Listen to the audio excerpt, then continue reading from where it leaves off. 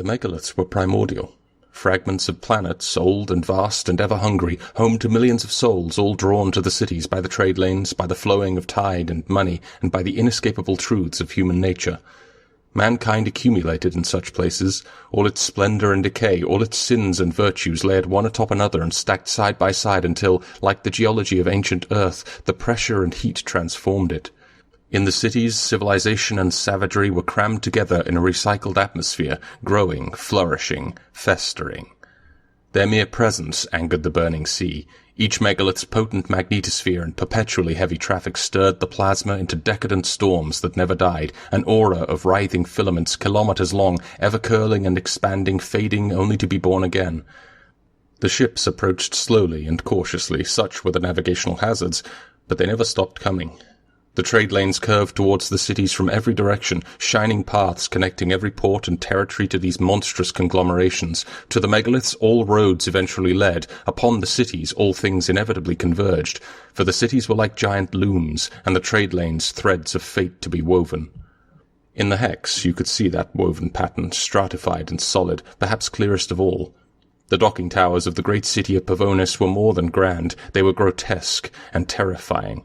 Like huge hollowed trees they protruded from the unruly rock and metal of the megalith, the seething layers of the city crowding around their bases, wealth, industry, and power climbing their coolant-veined interiors with a desperate hunger, all the way to their distant pinnacles, where the shareholders kept private docking bays, and all manner of nasty secrets arrived and departed on a daily basis. Through the center of each tower dozens of private and public freight lifts plummeted and ascended at all times of day, 10 miles of reinforced, rattling, rumbling shafts, 10,000 miles of cable and wire and filtered, recycled atmosphere, all the way up, all the way down.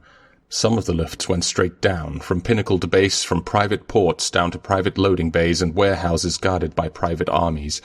And from there tangled tram lines stretched around the circumference of the megalith's bulk like mycelium. Most were documented. Fewer were accessible to the public, some were entirely secret and known only to the shareholders and the engineers they hired, who would live out their days under the binding legal power of non-disclosure agreements and the threat of lethal retribution.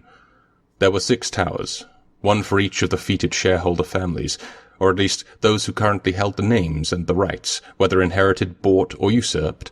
6 hollowed, infested trees full of commerce and corruption, with hidden roots permeating the rock deeper than any one man could ever know.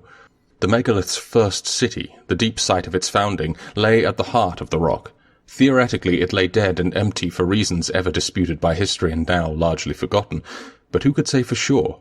Perhaps, unnoticed, the shareholders and their secret passages had delved deeper than anyone realized. Perhaps the wealthy elites had never actually left the first city, and ruled not from the highest perch, precarious as it was, but from the very core of the megalith, impervious and unchanging. There was simply no way to know with any certainty. But that was the hex for you, a city of conspiracies, and you couldn't really call them theories.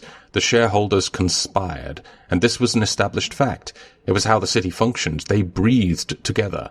And in the recycled atmosphere their breath was foul yet fertile, and around them everything grew and died and grew again, poisoned and nourished at the same time.